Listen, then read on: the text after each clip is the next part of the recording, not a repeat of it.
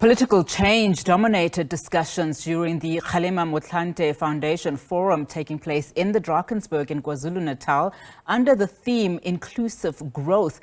Now, earlier, our economics reporter Nothando Magudulela spoke to the former Deputy Finance Minister Mcebisi Jonas. Jonas is one of the delegates at the forum who presented his views on how to grow the economy using 5 steps. It's day 2 at the Kgalema Motlanthe Foundation Forum here in Drakensberg, where conversations continue to take place under the theme Inclusive Growth. On Friday evening, we heard from speakers talking to economic recovery as well as inclusive growth. We will today continue to hear from other delegates such as Deputy Minister in the National Treasury and other experts and professors who will continue to discuss the conversation in inclusive growth. Earlier on, we spoke to a former Deputy Finance Minister, Mcebisi Jonas, and here is what he had to say. We are nearing the precipice, and there is a need to take more drastic steps to turn the country around. And one of the things we thought are important is focusing on growth as a first element of the strategy. And part of, I think, the argument that we're making is that growth is everything. If you go back to 2002, between 2002 and 2008, when the country was growing, you've seen jobs in that period. You have seen fiscal surplus, which was then directed to during the time of the crisis in 2008 to drive a counter-cyclical infrastructure program. So growth is important. And I think a country without a growth agenda is going nowhere. So one of the things that we're saying, we need to focus on that.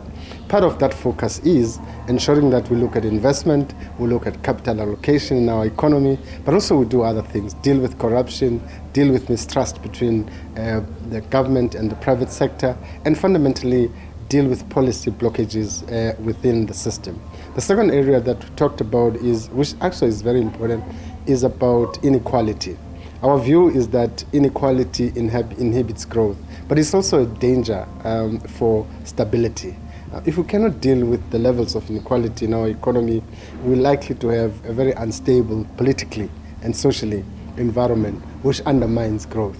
So inequality reduces the chances for growth, and if you deal with inequality, you increase the possibility for growth. But we're also saying that that's not the role of government only. The private sector must chip in, because I think stability is important for the private sector to thrive. And that's why I think in our arguments we had a couple of points that point to the importance of the role of the private sector in driving and reducing inequality in our economy. The third area that we look at is the state capacity. Our view was that you cannot have growth, you cannot have stability if government is weak. And I think all studies show that a government that is technically competent, that is strategically cohesive, that has strong leadership and strong management, is likely to be more effective in driving the economy, in impacting on transformation and a whole range of things that we want to do. Democracy thrives when government is strong. And with government is weak, democracy suffers also. Our view is that things like public safety, education, health are critical components of that. And at the moment, they reflect how weak our government is. Part of the strategy was to say, deal with the basic competencies of government. The basic functionality of government must be improved. And that was the third area we looked at. We also looked at the broad area of the electoral reform. Our view is that our system has engendered, has reduced the possibility of public accountability.